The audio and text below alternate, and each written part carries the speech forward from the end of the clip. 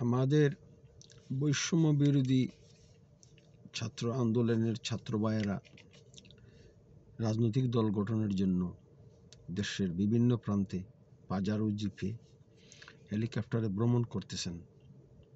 ভালো কথা, রাজনৈতিক দল অবশ্যই করা দরকার, তারা বিপ্লব সংগঠিত করেছেন। কিন্তু বৈষম্য বিরোধী ছাত্র ভাইদেরকে বলি, আপনাদের শুধু রাজনৈতিক দল করার পিছনে দৌড়ালেই চলবে না। আপনারা যে আশা আকাঙ্ক্ষা জনগণের মধ্যে সৃষ্টি করেছেন, সে আশা আকাঙ্ক্ষা পূরণের জন্য কাজ করতে হবে।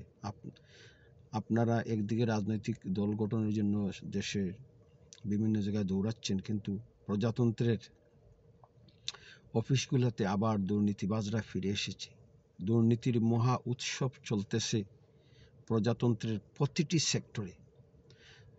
দুর্নীতি বৈষম্য বিরোধী ছাত্র ভাইদের পাজারো জিপে হেলিকপ্টারে করে ঘুরে বেড়ানোর পাশাপাশি মাঠ পর্যায়ে কাজ করতে হবে, ভিজিট করতে হবে দেশের প্রতিটি পাবলিক হসপিটাল, ডিস্ট্রিক্ট হসপিটাল, উপজেলা হসপিটাল এবং জেলা উপজেলা শহরের পাবলিক অফিসগুলো, যেমন ল্যান্ড অফিস, বিআরটিএ,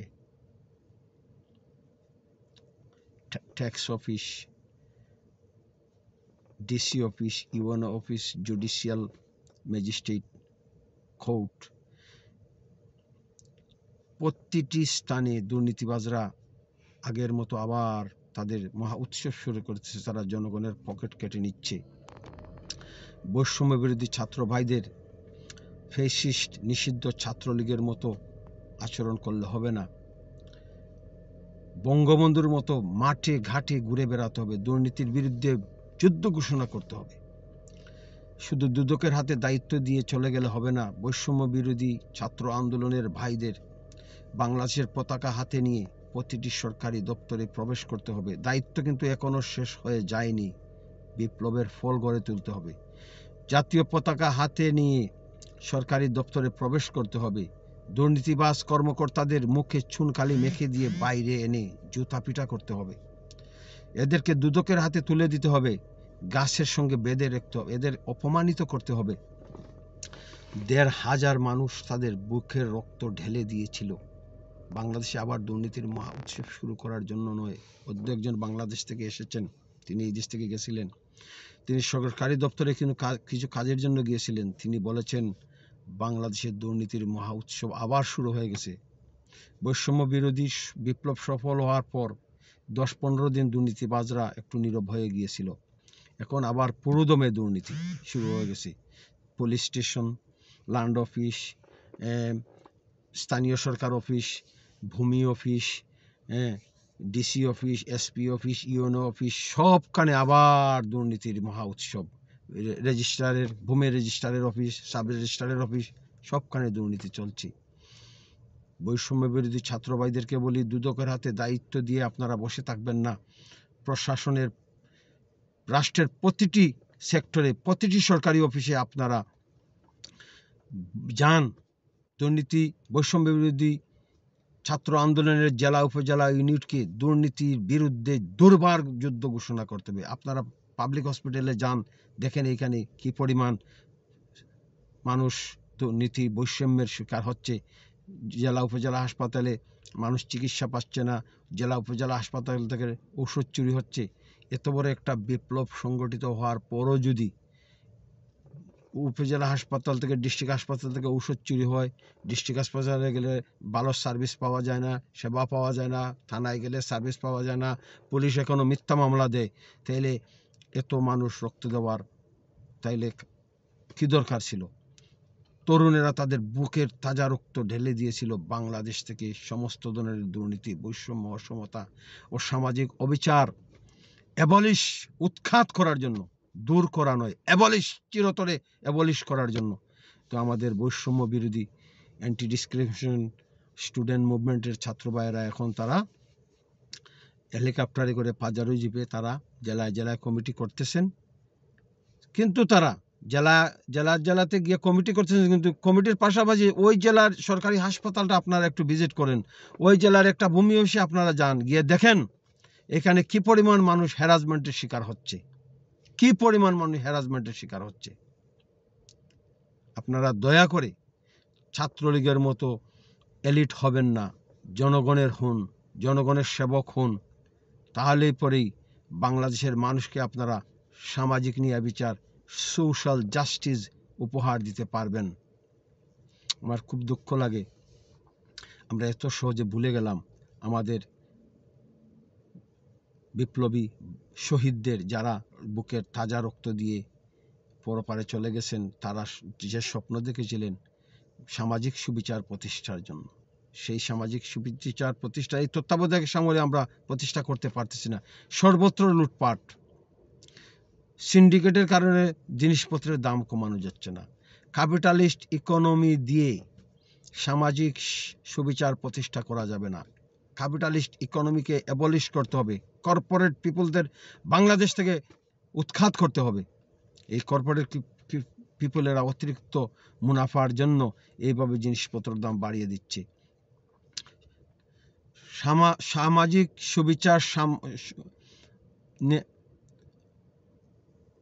আমাদের ঘোষণাপত্রের যে প্রোক্লামেশন অফ ইন্ডিপেন্ডেন্সের সাম্য সমতা, সামাজিক সুবিচার, মানবিক মর্যাদা, এগুলা প্রতিষ্ঠা করতে হলে রাষ্ট্রকে সমাজতান্ত্রিক অর্থনীতি চালু করতে হবে। ক্যাপিটালিস্ট ইকোনমি দিয়ে শহীদদের স্বপ্ন সামাজিক সুবিচার ভিত্তিক বাংলাদেশ প্রতিষ্ঠিত করা যাবে না। যেভাবে 1971 সালের আমাদের শহীদেরা স্বপ্ন দেখেছিলেন সামাজিক সুবিচার ভিত্তিক বাংলাদেশ, কিন্তু দেশ স্বাধীন হওয়ার পর আমরা ধনতন্ত্রের পথে চলে গিয়ে কয়েক হাজার ধনী মন্ত্রী এমপি ধনী বানিয়েছি, রাজনৈতিক নেতাদের ধনী বানিয়েছি, বড় বড় প্রজাতন্ত্রের অফিসারদের, সচিব থেকে একেবারে মাঠ লেভেলের ডিসি পর্যন্ত তাদেরকে আমরা বড় লোক বানিয়েছি, কিন্তু আপামর জনসাধারণের অর্থনীতি মুক্তি আসেনি।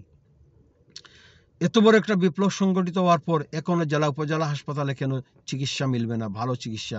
জেলা উপজেলা হাসপাতালে গেলে ডাক্তার মেলে না, রক্ত টেস্টের ব্যবস্থা নাই, এক্সরে মেশিন নষ্ট। এই ধরনের অবিচার আর কতদিন চলবে?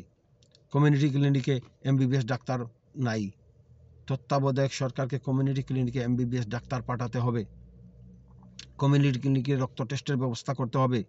এই যে আমাদের একজন দুর্বল হেলথ অ্যাডভাইজার আছেন, এই হেলথ অ্যাডভাইজার দিয়ে এই 24-এর রিভলিউশনের আকাঙ্ক্ষা কোনোদিনও পূরণ হয় না। জনগণ কি স্বপ্ন দেখেছে, জনগণের কি আকাঙ্ক্ষা, জনগণের কি প্রত্যাশা, এই প্রত্যাশা এই দুর্বল হেলথ অ্যাডভাইজার তিনি একজন বৃদ্ধ মহিলা, তিনি কিভাবে জনগণকে সামাজিক ন্যায় বিচার উপহার দেন? তিনি তো ঢাকাতেই বসে থাকেন। এই হেলথ একজন সুস্থ সবল ইয়াং রিভলিউশনারি একজন হেলথ অ্যাডভাইজার নিয়োগ দেওয়া দরকার, যিনি বাংলাদেশের প্রতিটি জেলা উপজেলায় যাবেন এবং হসপিটালকে তিনি তদারকি করবেন। এত বড় একটা বিপ্লবের পর স্বাস্থ্য সচিব কই? স্বাস্থ্য সচিব কয়টা হসপিটাল তিনি ভিজিট করছেন? স্বাস্থ্যের ডিজি কই? এইভাবে আমরা কত অবিচার আর অনাচার বাংলাদেশে দেখব? এইভাবে বাংলাদেশ চলতে পারে না। 24-এর রক্তাক্ত বিপ্লবের অঙ্গীকার দুর্নীতিমুক্ত, বৈষম্যহীন, অসমতাহীন বাংলাদেশ। এই বাংলাদেশে আর একজন মানুষও যাতে বৈষম্যের শিকার না হয়, একজন মানুষও যাতে হ্যারাসমেন্টের শিকার না হয় প্রজাতন্ত্রের সরকারি অফিসগুলোতে। এই ব্যবস্থাটাই এই বিপ্লবী অ্যান্টি ডিসক্রিমিনেশন স্টুডেন্ট মুভমেন্টের বৈষম্য বিরোধী ছাত্রদের করতে হবে। ফ্যাসিস্ট ছাত্রলীগের মতো বড় বড় পাজারো জিপে গিয়ে জেলায় জেলায় কমিটি করবেন আর ওই জেলার সরকারি হাসপাতাল ভিজিট করবেন না, সরকারি হাসপাতালে যাবেন না, সরকারি অফিসগুলো, অন্যান্য সরকারি অফিসগুলোতে ভিজিট করবেন না, এটা হয় না।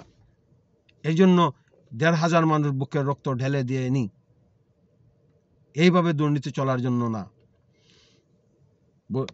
এত বড় একটা বিপ্লব সংগঠিত হওয়ার পর দুদক এখনো বসে আছে। প্রতিটি জেলায় দুদকের অফিস স্থাপন করতে হবে। দুদককে গত 53 বছর ধরে যত মন্ত্রী এমপি দুর্নীতিতে জড়িত ছিল, প্রত্যেক মন্ত্রী এমপিকে, প্রত্যেক দলের দুর্নীতিবাজদের ধরতে হবে। দুদককে দুর্নীতি বিরোধী সাঁড়াশি অভিযান চালাতে হবে।